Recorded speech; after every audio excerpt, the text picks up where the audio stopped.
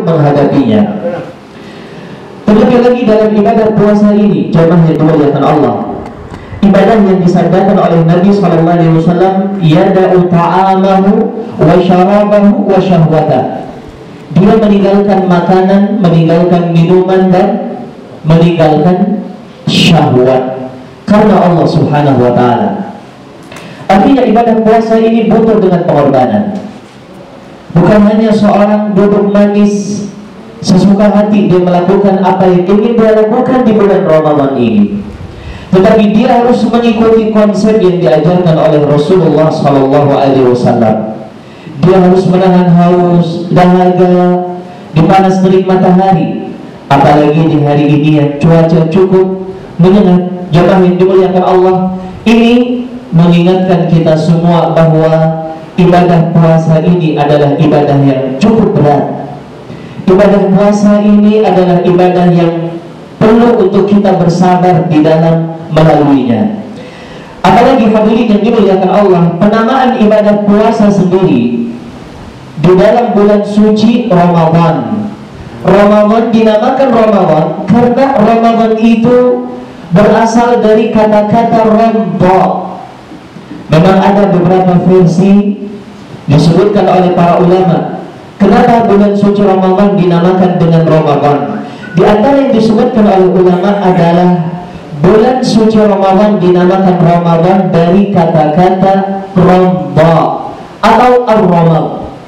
Ar-Ramad ataukah Ar-Ramadha, yang artinya adalah terik panas. Ramadan dinamakan dengan Ramadan dari kata-kata Ramad atau Ramadha karena panas.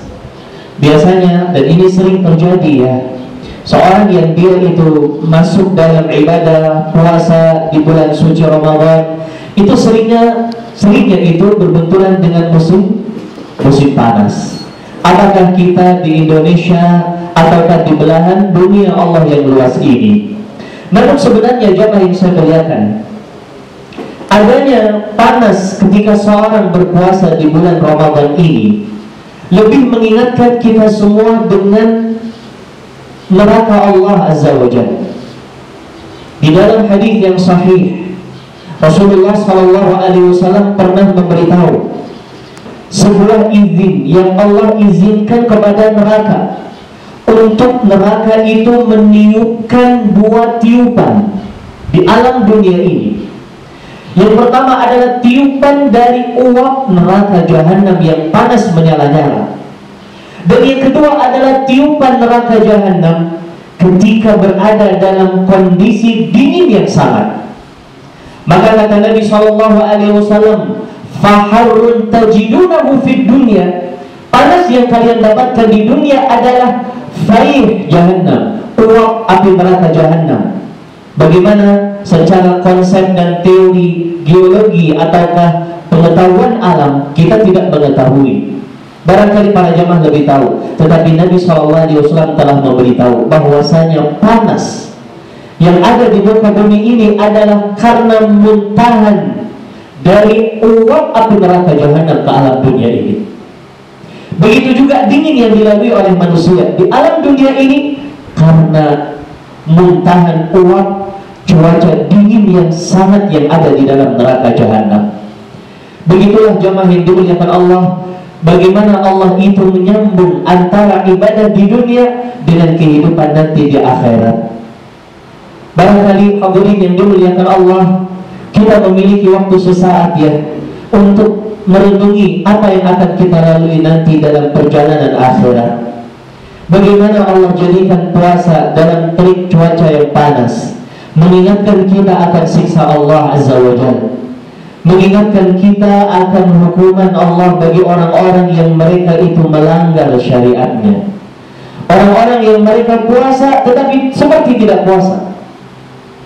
Pada suatu hari Nabi SAW melewati orang ketika Isra dan Mi'raj yang dia digantung terbalik dalam keadaan bibirnya itu sobek dan menetes darah dari mulutnya. Dikatakan oleh Nabi SAW kepada malaikat Jibril, siapa mereka wahai Jibril? Kata Jibril alaihissalam, haulai, mereka ya Muhammad, adalah unasun, orang-orang, yuftiruna qabla tahillati siyamihim, mereka itu berbuka sebelum datangnya waktu berbuka. Orang yang mereka tidak puasa di bulan suci Ramadan. Barangkali kita di negeri Aceh secara khusus, orang muslim gak puasa itu mungkin jarang ya. Semua orang insya Allah kalau dia muslim puasa, tapi kita tidak tahu jamaah yang berbahagia di daerah yang lain. Bermudah-mudah orang puasa seperti tidak puasa, Ramadan seperti tidak Ramadan. Mereka bermudah-mudah berbuka puasa sebelum masuknya waktu berbuka. Bagaimana hukuman yang Allah Azza wa Jalla berikan kepada mereka? Menuntut kita semuanya untuk betul-betul waspada dengan apa yang telah Allah persiapkan kepada orang-orang yang melanggar syariatnya, neraka Allah Azza wa Jalla.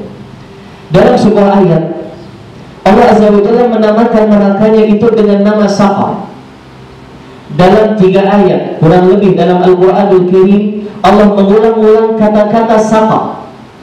Qalu ma salakakum fi Saqar. Mereka, orang-orang yang beriman, ketika mereka nanti di hari kiamat, mereka diizinkan oleh Allah Azza wa Jalla untuk melintasi orang-orang yang berada di dalam neraka Allah. Dan di antara kenikmatan yang Allah Azza wa Jalla berikan kepada ahlul jannah, mereka itu bisa dilihat oleh penduduk neraka. Dan orang-orang yang ada di sorga itu dia mampu kalau mereka ingin melihat orang-orang yang ada di dalam neraka. Sehingga orang-orang yang mereka dalam surga itu diberikan izin oleh Allah melintasi orang-orang yang di dalam neraka. Lalu mereka melihat orang-orang yang ada di dalam neraka. Lalu mereka bertanya, qalu ma salakakum fi saqar. Mereka mengatakan, apa yang menjadikan kalian masuk dalam neraka Saqar? Neraka Allah Azza wa Jalla. Qalu ma salakakum fi saqar. Mereka mengatakan, apa yang menjadikan kalian masuk dalam neraka Saqar? Ini menandakan jemaah yang berbahagia, kata ulama tafsir bahwa Allah Azza wa Jalla tidaklah memasukkan seorang hamba ke dalam neraka melainkan karena pelanggaran yang dia lakukan. Kalau kita ingin terhindar dari neraka, kita harus menghindari larangan Allah. Kalau kita ingin terhindar dari neraka, kita harus menjaga batasan Allah. Makanya penduduk surga ini bertanya kepada ahlun nar, ma salakakum fi saqar? Yang buat kalian dalam neraka itu apa? Barulah mereka bercerita jamaah. Pertama mereka mengatakan, qalu lam naku minal musallin. Wahai saudara-saudaraku yang ada dalam surga. Dan memang mereka dibuat oleh Allah Azza wa Jalla bisa saling berkata dengan waktu atau dengan jarak yang jauh, tapi mereka bisa untuk berdiskusi. Mereka mengatakan yang pertama, jamaah, qalu lam naku minal musallin. Kami bukan orang-orang yang menjaga salat. Rupanya ini sebab yang pertama mereka dimasukkan ke dalam neraka Saqar. Neraka yang bahan bakunya itu adalah manusia dan batu. Neraka yang kalau mereka ingin mati di dalamnya tidak diberikan izin oleh Allah untuk mati. Itu neraka para jamaah. Pertama mereka mengatakan, ma salakakum fi saqar? Qalu lam naku minal musallin. Kami bukan orang yang menjaga salat. Mungkin kita di bulan suci Ramadan, para jamaah yang berbahagia, kita melihat di awal-awal Ramadan ini masjid penuh, semangat orang untuk ibadah penuh ya. Tapi kita nggak tahu, biasanya kalau sudah melewati pertengahan Ramadan, semangatnya mulai rapuh. Belum lagi nanti kalau setelah Lebaran. Padahal kehidupan dunia ini adalah kehidupan yang akan terus dihisab oleh Allah Azza wa Jalla. Menjaga salat adalah sebab pertama seorang terhindarkan dari api neraka jahanam pada jamaah. Apakah dengan menjaga salatnya secara berjamaah bagi laki-laki? Apakah dengan menjaga salat di waktunya? Banyak orang-orang karena alasan duniawi mereka menunda salat hampir keluar waktunya.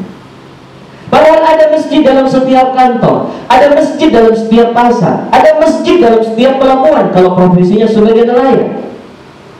Tapi dia tunda-tunda sampai hampir waktu habis baru mereka sholat, persis seperti sholatnya orang-orang munafik. Wa idza qamu ila salati qamu kusala yura'una nas. Kalau mereka ingin berdiri sholat, berdiri malas, riak mereka itu. Sudah malas, riak lagi. Yura'una nasa wa la yadhkuruna Allah illa qalila. Tidaklah mereka berzikir kepada Allah kecuali sedikit. Ini orang-orang munafik, tidak menjaga salat di dalam waktunya, termasuk bagaimana dia bersuci, menjaga pakaiannya terkena najis atau tidak, menjaga taharahnya, wudunya sempurna atau tidak, termasuk di dalamnya mereka itu menjaga tata cara salat agar sesuai dengan konsep yang diajarkan oleh Nabi Sallallahu Alaihi Wasallam. Rupanya ketika manusia tidak sholat di alam dunia ini, mereka akan dimasukkan ke dalam neraka sakar. Betapa banyak orang-orang yang seperti itu. Kalau begitu jamaah, betapa banyak kita masuk waktu sholat maghrib masih banyak orang di jalan, isya masih banyak orang di jalan, asar masih banyak orang di jalan, zuhur masih banyak orang di jalan. Bahkan di bulan suci Ramadan ini jamaah yang berbahagia, adalah sebuah peringatan yang keras dari Allah Azza wa Jalla untuk mereka berhati-hati dari pekerjaan meninggalkan salat, karena mereka akan masuk dalam neraka sakar. La nakum minal musallin. Kita bukan orang yang menjaga salat. Mungkin para jamaah yang berbahagia, kalau kita di bulan suci Ramadan itu menjaga salat itu boleh jadi dorongannya itu kuat ya. Tapi nanti kalau kita berada di luar Ramadan, kira-kira seramai ini jamaah zuhur kita? Semoga demikian para jamaah. Tapi biasanya orang-orang mereka itu ada saja alasan, kalau sudah pulang ke rumah nggak bawa pakaian yang sempurna dan lain sebagainya. Padahal itu adalah kewajiban yang sama di Ramadan atau di luar Ramadan. Qalu lam naku minal musallin. Yang kedua kata Allah, walam naku nut'imul miskin. Kita bukan orang yang suka memberi makan kepada orang miskin. Bakhil, pelit, itu menyebabkan kita disiksa oleh Allah Azza wa Jalla di dalam neraka Allah Azza wa Jalla. Bakhil, pelit, padahal Allah berikan kepada kita kemudahan demi kemudahan. Kita bisa gonta-ganti mobil, kita bisa rehab rumah demi rumah, kita bisa memberikan apa yang kita inginkan untuk anak istri kita. Tetapi untuk fakir miskin, nol pemberian kita kepada mereka. Bakhil inilah yang akan menghancurkan kita sampai masuk ke dalam neraka sakar. Kata Nabi SAW, ittaqul sukha fa inna sukha ahlaka man kana qablakum. Hati-hati kalian dari penyakit bakhil para jamaah. Apalagi di bulan suci Ramadan, itu kesempatan kita beramal kebaikan. Bahkan para ulama menyebutkan zakat mal. Saya rasa para jamaah semua mengetahui zakat mal. Apakah emas, perak yang kita punya, ataukah uang yang kita simpan, ini masuk dalam kategori zakat mal. Ataukah perniagaan yang kita miliki, ini semuanya adalah zakat mal. Memiliki zakat yang harus kita keluarkan. Yang paling afdal adalah kita keluarkan di bulan Ramadan.